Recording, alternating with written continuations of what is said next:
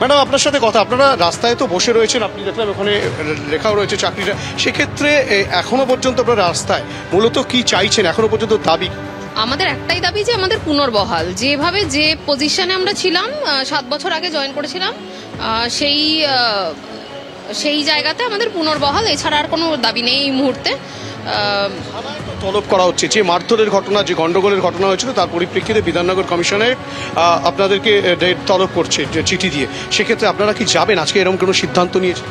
হ্যাঁ, দেখা করতে যেতেই হবে, প্রশাসনিক কল তো যেতেই হবে দেখা করতে। আমাদের নেতৃত্ব যারা আছেন দাদারা, তারা যাবেন অবশ্যই।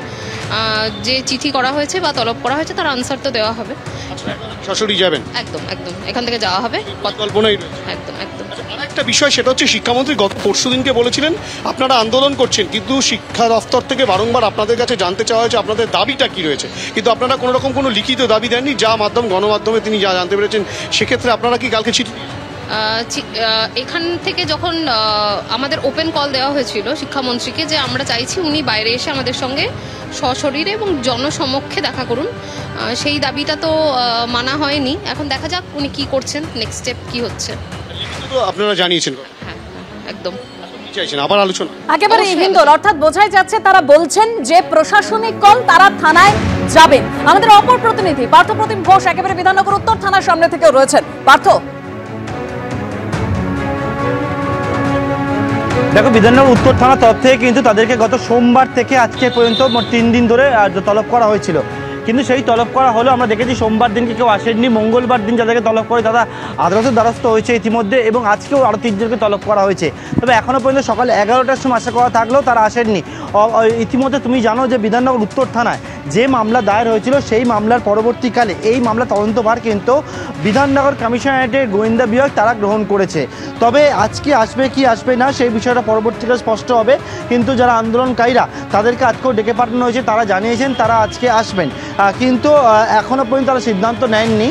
তবে আসবেন বলে ঠিক করেছেন, কিন্তু তারা আইনজীবীদের সঙ্গে তারা পরামর্শ করছেন, কথাবার্তা বলছেন, তারপরেই আসবে। কিন্তু পুলিশের তরফ থেকে পরবর্তী পদক্ষেপ হিসেবেও কিন্তু বেশ কিছু চিন্তাভাবনা তারা গ্রহণ করেছে। আমরা যতদূর জানতে পেরেছি যে বিধাননগর কমিশনারেটের অধীনে যে গোয়েন্দা বিভাগ, তারা ইতিমধ্যে গোটা ঘটনার খোঁজখবর নিতে শুরু করেছে, এবং তারা ইতিমধ্যে কেস ডায়েরি সেইটা থানার কাছ থেকে নিয়ে নিয়েছেন, এবং নেওয়ার পরবর্তীকালে ওদিকে কী হয়েছে ঘটনাস্থলে গিয়ে সেই বিষয়েও তারা তথ্য অনুসন্ধান করেছেন। তবে এই যে মামলা তদন্ত ভার তারা নিয়েছেন, সেই মামলা তদন্তভার নেওয়ার পরবর্তীকালে যাদেরকে তলব করা হয়েছে তাদেরকে জিজ্ঞাসাবাদ করার প্রয়োজন রয়েছে বলে পুলিশ তরফ থেকে দাবি করা হচ্ছে। অন্যদিকে আন্দোলনকারী যারা রয়েছেন, চাকরিরা, শিক্ষকরা, তারা যে বিষয়ে জানাচ্ছেন, তারাই কিন্তু আইনজীবীদের সঙ্গে কথাবার্তা বলছেন, এবং তার পরবর্তী যে পদক্ষেপ তারা সেটা নেবেন। একেবারেই পার্থ, তারা আইনজীবীদের সঙ্গে কথা বলেছেন, অর্থাৎ চাকরিহারা শিক্ষক শিক্ষিকারা তারা সেই মতোই আইনজীবীর কথা মতোই তারা এগোবেন, এর পরবর্তীতে পদক্ষেপ নেবেন। ধন্যবাদ পার্থ, ধন্যবাদ হিন্দোল। কিছু জনকে ইনভেস্টিগেশনের জন্য ডাকা হয়েছে থানায়। আজকে যাওয়ার সম্ভাবনা অবশ্যই আছে, কিন্তু লয়ার কখন কিভাবে বলেন এবং ডকুমেন্টসগুলো কি কতক্ষণে রেডি হয় বা কি কি আছে সেগুলো দেখে উনি যেভাবে বলবেন তখন।